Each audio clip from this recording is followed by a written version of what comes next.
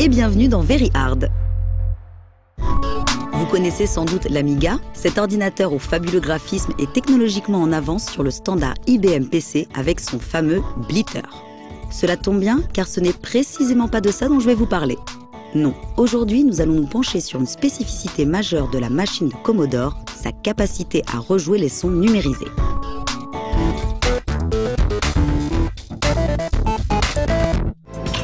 Au tout début de l'histoire du jeu vidéo, le son n'était pas vraiment la priorité des développeurs. Du clic des paddles de Tennis for Two au bip vibrant de Space Invaders, le son était même, pour ainsi dire, le parent pauvre de ce médium. Sur le plan matériel, il s'agissait bien souvent d'un assemblage de circuits archaïques destinés à produire du son, allant du ronflement d'un buzzer à quelques grossières digitalisations, en passant par divers sons étranges faisant office de bruitage. À la fin des années 70, les circuits intégrés commencèrent à apparaître, ainsi que de petits jingles dans les jeux d'arcade. Ces motifs clairsemés venaient ponctuer le début de la partie, la victoire ou la défaite du joueur. Cette évolution fut rendue possible par l'utilisation de composants électroniques dédiés à la synthèse sonore soustractive. Les premiers processeurs sonores utilisés dans le jeu vidéo pour générer de la musique produisaient ce qu'on appelait des square waves. Ces signaux rectangulaires possédaient encore peu de définition et peu de flexibilité, ce qui leur valut le surnom de bip bip. La série des AY389XX de General Instrument ou les SN764XX de Texas Instruments furent les modèles les plus répandus. Limités mais peu onéreux, ils équipèrent de nombreuses cartes d'arcade, micros et consoles, contribuant à faire de la musique une partie intégrante de l'expérience vidéoludique. Certaines machines proposèrent des améliorations à ce type de synthèse sonore, comme par exemple le C64 avec son fameux SID ou la partie son du CPU de la Famicom. Ces systèmes introduisirent de nouvelles formes d'ondes, triangulaires ou en dents de scie, et apportèrent même un ersatz de sampling nommé PWM. Le rendu sonore devint ainsi de plus en plus mélodique.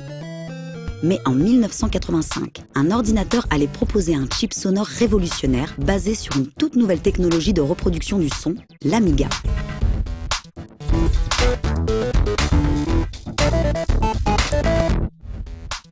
Le projet démarra en 1982. Jay Miner, génial ingénieur ayant travaillé sur les machines 8 bits d'Atari, participe à la création d'une petite société du nom d'Aitoro. Ses employés travaillèrent en secret sur un projet de console surpuissante doté de coprocesseurs vidéo et sonores novateurs. Mais le crash américain de 1983 transforma le projet de console lorraine en micro-ordinateur du nom d'Amiga. Et ce fut sous la bannière de Commodore que celui-ci arriva sur le marché. À l'instar des autres puces spécialisées de l'Amiga, un prénom féminin fut donné à sa partie sonore, Paola. Contrairement aux autres puces sonores de son époque, celle-ci ne fut pas conçue pour synthétiser du son à partir d'un programme. Sa particularité était plutôt de rejouer des sons réels, principe que l'on appelle couramment numérisation, échantillonnage ou sampling.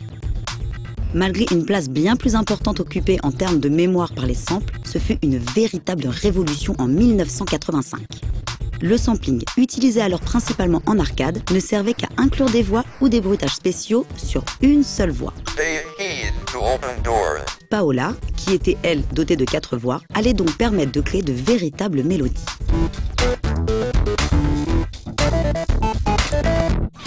Malgré des débuts maladroits, faute d'expérience dans le domaine, les développeurs apprivoisèrent rapidement le potentiel de Paola, notamment grâce à une nouvelle méthode de composition apportée par un programme de création musicale. En 1987, Karsten Obarski créa Ultimate Soundtracker, un logiciel permettant de créer des musiques utilisant des samples.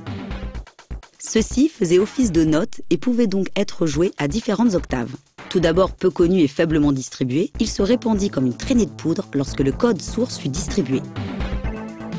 Les logiciels Nostracker ainsi que leurs successeurs apportèrent par la suite des innovations comme la gestion d'effets, tandis que le formatage de partition du nom de module s'imposa comme le standard en vigueur.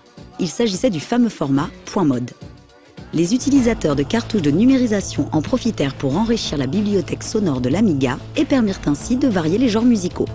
Les jeux vidéo employèrent également ce format et ses dérivés pour inclure de superbes mélodies.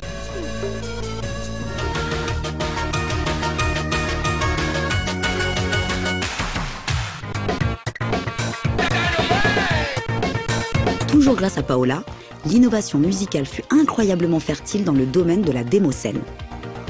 Et on peut aussi la remercier d'avoir grandement contribué à la scène musicale électronique, aux DJ et autres courants hip-hop habitués au maniement des samples. Car si l'Amiga pouvait apparaître comme un sampleur plutôt minimaliste, de nombreux musiciens découvrirent leur vocation grâce à lui.